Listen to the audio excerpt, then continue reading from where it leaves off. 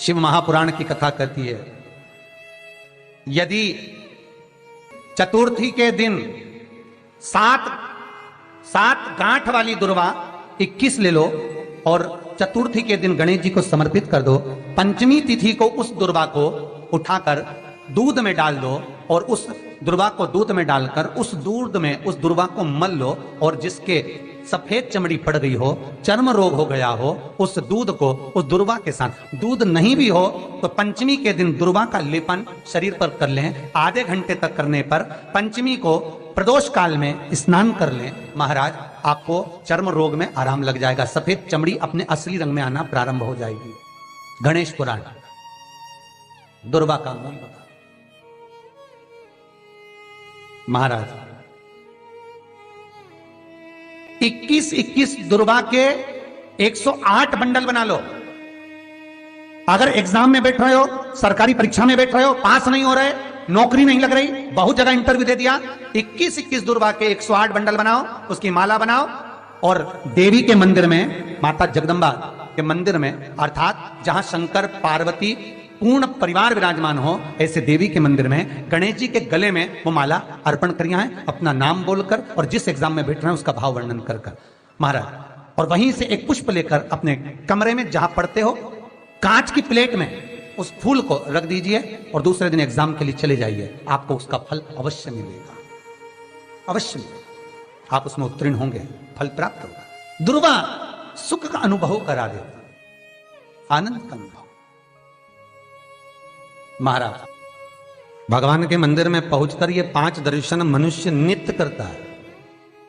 पहला भगवान के चरणों का, दूसरा भगवान के नाभि कोश का, तीसरा भगवान के वक्षस्थल का, चौथा भगवान की शिखा का और 5वां भगवान के नयन का।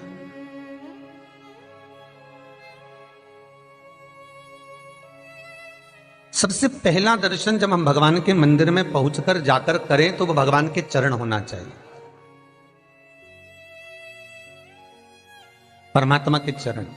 भगवान शंकर की जो 5 पुत्रियां हैं, जया, विषहरा, सामरीवारी, दोतली और देव, भगवान शिव की जो 5 बेटियां हैं, रात्रि को सोने से पहले हाथ की अंजलि में जल लेकर जया, विषहरा, सामरीवारी, दोतली और देव, इन 5 कन्याओं का नाम लेकर आचमन कर कर जो रात्रि में विश्राम करते हैं, उनको रात भर नींद चकाचक आती है, फिर उनको कोई चिंता न करने की जरूरत नहीं पड़ती, वो मस्त आनंद में सोते, गोली खाने की भी जरूरत नहीं पड़ती उसको, गोली भी नहीं खाती।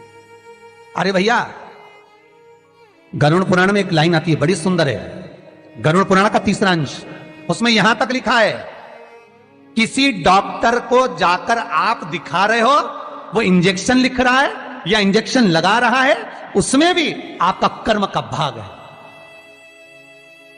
उसमें भी कर्म का भाग है।